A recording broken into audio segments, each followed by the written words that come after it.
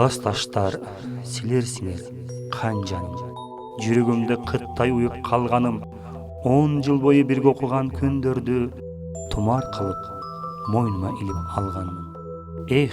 Ал күндөр таза таттуу сырга бай, оюн, күлкү, каткырыктар жыргалай, окуу кайда тентектиктен беш алып, агайларды, эжейлерди кыйнамай. Бизден мурда бойго жетип, ээлигип, кыздарыбыз сулуу болчу керилип, бизге эмес чоң балдарга көз салса, биз чычалап калар элек теригип.